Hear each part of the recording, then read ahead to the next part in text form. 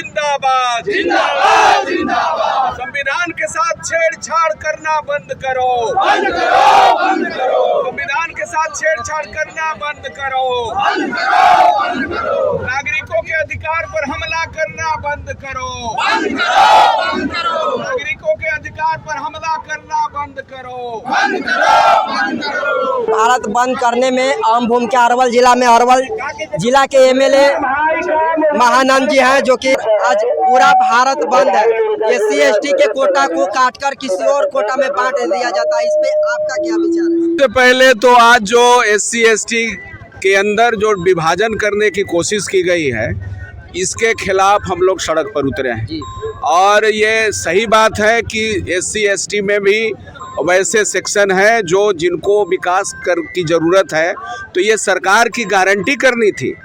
जो मांझी जाति के हैं या और जो दलित जो हैं, जो पिछड़ गए हैं, उनको हर तरह से सुविधा, मकान तो बना नहीं रही है, मकान तो चू रहा है। आप देखिए जितना भी पक्का मकान जो बनाया है SC/ST के नाम पर, वो सब झोपड़ी नुमा मकान बनाया है। 10,000 20,000 पहले देता था, 15,000 देता था, 20,000 हुआ, फिर अभी 1.5 लाख हुआ है। 1.5 लाख में मकान बनता है। और वो ये जहाँ दलितों के प्रति सरकार का ये रवैया है, ये सरकार को पहले ये देखना चाहिए था कि गरीबों में, दलितों में सबसे ज़्यादा जो अभी सर्वे हुआ है बिहार में, हम लोगों ने कहा कि आप सर्वे करा लीजिए, जातीय सर्वे करा लीजिए। जातीय सर्वे कराने के बाद 6,000 से कम आमदनी वाले कौन लोग हैं? सबसे ज़्यादा महादलित लोग हैं, सबसे ज़्यादा SC लोग हैं, सबसे ज़्यादा ST के लोग हैं, अति पिछड़ा है और अपर कास्ट में भी कुछ लोग हैं। वो ज़्यादा नहीं है, कुछ लोग हैं, लेकिन सबसे ज़्यादा 34% जो आपको 6,000 से कम आमदनी वाले हैं। पूरे देश भर में यदि ये जातीय जनगणना हो जाता तो हमको आरक्षण की कटौती जो कर रही है सरकार, उसको आरक्षण को और बढ़ाना पड़ता। यही कि मोदी सरकार अपने डायरेक्ट न करके कभी कोर्ट के जरिए SC/ST OBC और यहाँ के जो दलित परिवार हैं, इन लोगों के जो अधिकार संविधान में मिला है, बाबा साहेब ने जो अधिकार दिया है, उस पर लगातार हमला ये करवाने की कोशिश किया जा रहा है। आपने देखा कि मणिपुर अभी तक जो जल रहा है, वो हाई कोर्ट में फैसला दिया गया था। उसी हाई कोर्ट के फैसला के बाद अभी तक मणिपुर शांत नहीं हुआ है। इसलिए मैं आप लोगों के कहना चाहता हूं कि मोदी सरकार जो है, ये कोर्ट के जरिए यहाँ के दलित, OBC और अति पिछड़ा लोगों के जो अधिकार है, संवैधानिक राइट है, उस राइट पर हमला कर रही है।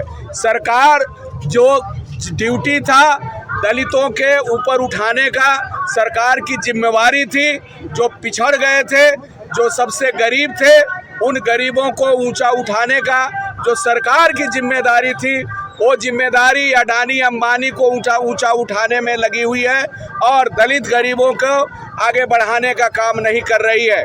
पहला जो आप लोगों को बताना चाहता हूं कि बिहार में जो जातीय सर्वे हुआ, वो जातीय सर्वे में 34% 6,000 से कम आमदनी वाले लोग हैं, जिसमें सबसे ज़्यादा महादलित के लोग हैं, SC/ST लोग हैं, OBC और अति पिछड़ा जाति के लोग हैं। उसमें अपर कास्ट के बहुत कम लोग हैं।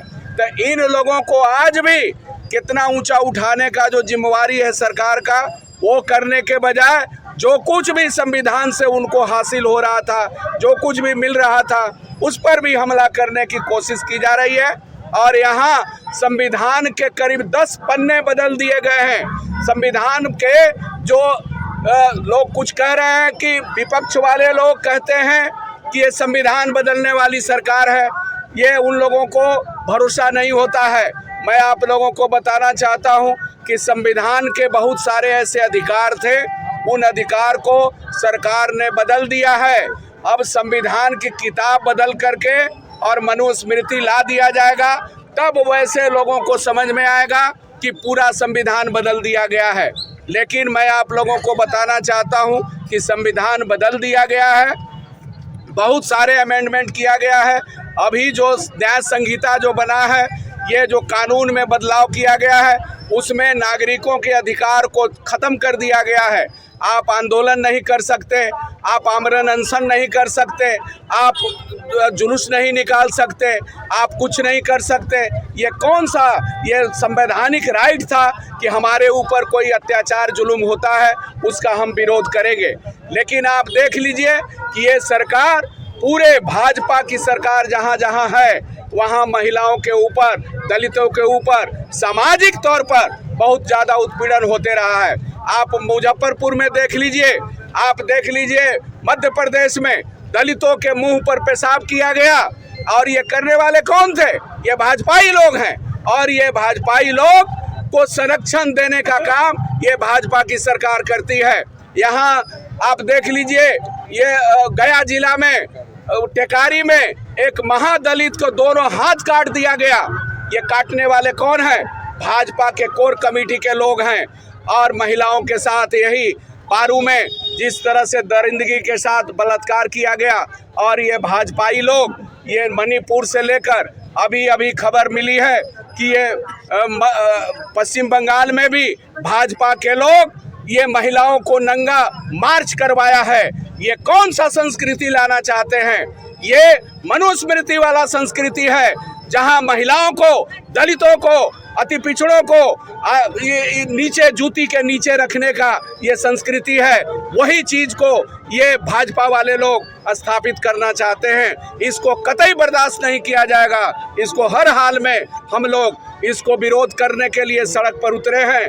और हम लोगों का मांग है कि जो दलित में सबसे जो पिछड़ गए हैं, आज मांझी जाति के जिनका घर चूरा है, इनका घर भी नहीं बन पाया है, उसको घर बनाने का, उनको शिक्षा का व्यवस्था, उनको इलाज का और रोजगार का पूरा व्यवस्था सरकार करे। और इसके अलावे मैं कहना चाहता हूँ कि ये जो SC ST के बीच में सरकार जो झगड़ा लगाने की कोशिश कर रही है, इस साजिश को हम लोग नाकाम करेंगे। संविधान पर और आरक्षण पर हमला बर्दाश्त नहीं करेंगे। अभी देख लीजिए कैसे ये संविधान के धाराओं पर हमला कर रहा है, इनके अधिकार को कैसे कुचला जा रहा है।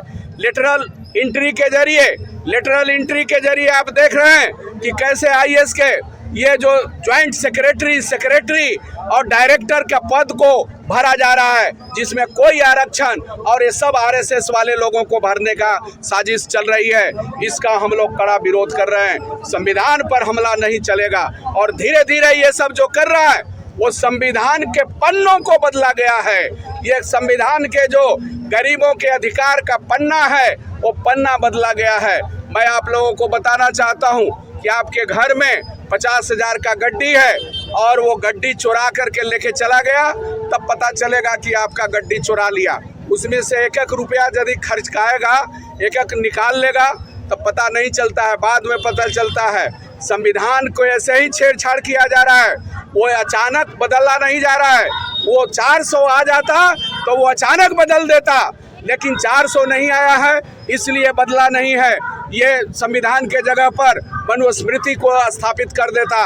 हम लोग यहाँ दलितों के मान सम्मान के लिए कुर्बानी दिए हैं, हम लोग यहाँ लड़ाई लड़े हैं।